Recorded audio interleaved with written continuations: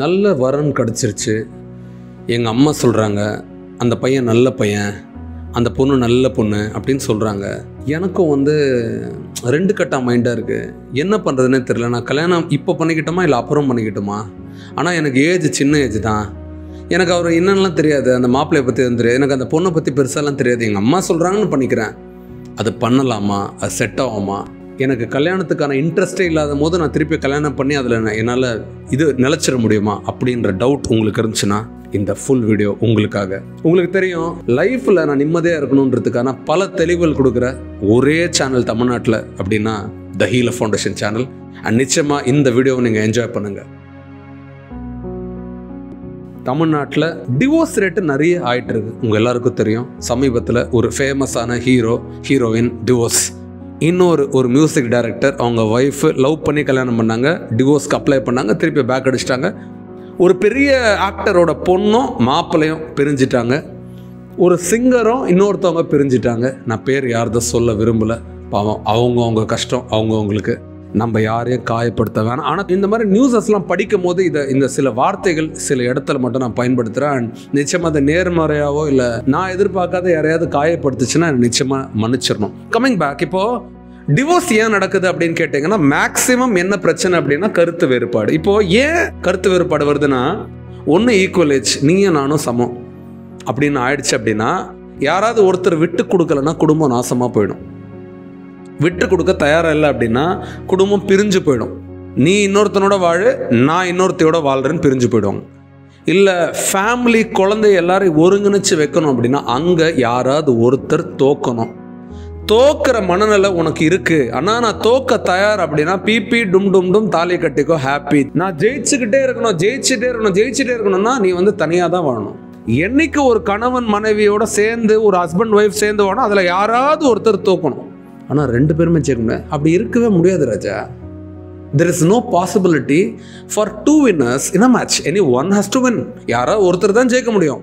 ட்ராலாம் இல்லை ஃபேமிலி லைஃப்பில், யாராவது ஒருத்தர் விட்டு கொடுக்கணும். அப்போது இந்த மனநிலை வந்துருச்சுன்னா நீ கல்யாணம் பண்ணிக்கலாம். அப்போ அதுக்கான பக்குவம் உங்ககிட்ட இருக்கா? ஒருத்தர் தவறு செஞ்சால் ஓகே பரவாயில்லன்னு சொல்கிற பக்குவம் உங்ககிட்ட இருந்துச்சுன்னா நீ எங்கே போனாலும் பொழைச்சிப்ப, எந்த ரிலேஷன்ஷிப்குள்ளே போனாலும் பொழைச்சிப்ப, எங்கே போனாலும் சர்வைவ் பண்ணிப்ப. பக்குவம் இல்லை அப்படின்னா பண்ணாத. எப்போ நான் பக்குவம் ஒவ்வொருத்தருக்கும் ஒரு மாதிரி வரும். நிறைய நேரங்களில் பார்த்தோன்னா பெண்கள் நிறைய மெச்சூர்டாக இருப்பாங்க அப்படின்னு சொல்கிறாங்க. ஆனால் நிறைய நேரத்தில் ரொம்ப பேம்பர் பண்ண பொண்ணுங்க மெச்சூரிட்டி ரொம்ப கம்மியாக இருக்காங்க. அக்கா தங்கச்சிங்க நிறைய பேரோட வளர்ந்த பொண்ணு வேற மாதிரி இருக்கும், அண்ணன் தம்பிங்களோட வளர்ந்த பொண்ணு வேற மாதிரி இருக்கும். அதே மாதிரி தான் பையன், அக்கா தங்கச்சியோட வளர்ந்த பையன் வேற மாதிரி, அண்ணன் தம்பியோட வளர்ந்த வேற, யார் தனியாக வளர்ந்தா வேற மாதிரி. பட் அதுலேயும் சில அம்மா அப்பாங்க சூப்பராக வளர்த்துருப்பாங்க. ஒரே பையனாக இருப்பான் நல்லா வளர்த்துருப்பாங்க, ஒரே பொண்ணாக இருக்கும் நல்லா வளர்த்துருப்பாங்க. அப்போது இது எல்லாமே என்னதுன்னா ப்ராபபிலிட்டி தான். டிவோர்ஸ் ரேட்டில் ஃபஸ்ட்டு ஊர் எது? மும்பை, மகாராஷ்டிரா தான் ஃபஸ்ட்டு ஸ்டேட்டு. செகண்டு கர்நாடகா. நம்ம எத்தனாவது இடத்துல இருக்கோம்? 6வது இடத்துல இருக்கிறோம். நமக்கு மேலே இத்தனை பேர் இருக்காங்க. ஆனால் நம்ம முதல் இடத்துல வந்துடுவோம் அப்படின்னு சொல்லிட்டு நிறைய பேர் கங்கணம் கட்டின்னு தெரியுறாங்க. நிச்சயமாக சொல்கிறேன், டிவோர்ஸ் பண்ணால் சந்தோஷமாக இருக்கலாம், நிம்மதியாக இருக்கலாம், ஃப்ரீடமாக இருக்கலாம்லாம் நினைக்காதீங்க. நான் இப்போயே சொல்கிறேன், உன் லைஃப்பில் உண்மையாக உனக்கு ஒருத்தர் இருக்கணும்னா உனக்கு ரிலேஷன்ஷிப் வேணும். ஆனால் ரிலேஷன்ஷிப்பை உண்மையாக நீ மாற்றணும் அப்படின்னா உனக்கு திறமை வேணும்.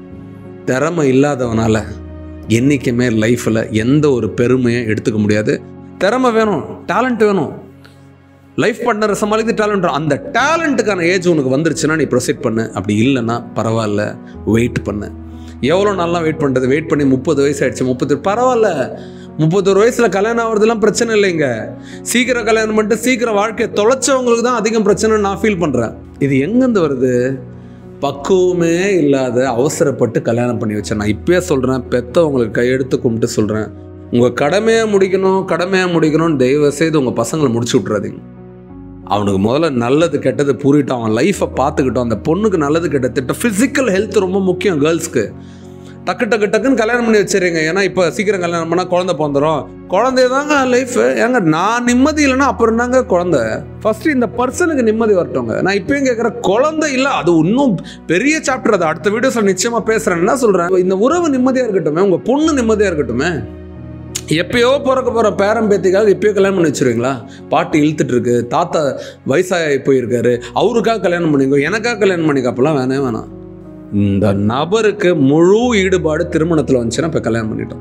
ஈடுபாடு இல்லையா, கையெடுத்து கும்பிட்டு கல்யாணமே பண்ணிக்காதீங்க, வேணாம்.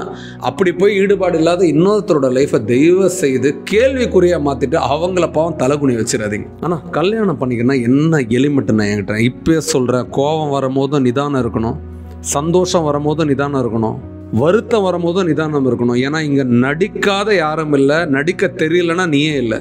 கொஞ்ச நாள் உன் வீட்டில் நீ நடிச்சுட்டு தான் இருப்ப, நடிச்சு தான் ஆகணும். உண்மையாக இருந்தனா இங்கே நிம்மதி போயிடும். அப்போது உண்மையாக இருக்கிற மாதிரியான உறவுகளை தேடுறதுக்கான மெச்சூரிட்டி உங்ககிட்ட வந்துருச்சான்னு பாரு. அப்படி இல்லைன்னா இமோஷனல் இன்டெலிஜென்ட்டாக உன்னை மாற்றிக்கும். எந்த இமோஷனான சுச்சுவேஷன்லையும் சாதுரியமாக இன்டெலிஜென்ட்டாக நான் முடிவு எடுப்பேன்றது. இந்த முடிவை நீ எடுத்துக்கோ. நீ ஆணாக இருக்கலாம், பெண்ணாக இருக்கலாம். இந்த முடிவு எப்படி ஹேண்டில் பண்ண இமோஷன்ஸ்ன்னு கற்றுக்கிட்டேன் அப்படின்னா நீ வாழ்க்கையில் பெரிய ஆளாயிடுவ, திருமண வாழ்க்கையில் சக்ஸஸ்ஃபுல்லாகிடுவ, உன் வாழ்க்கை நிலச்சி நின்றுடும். நன்றி.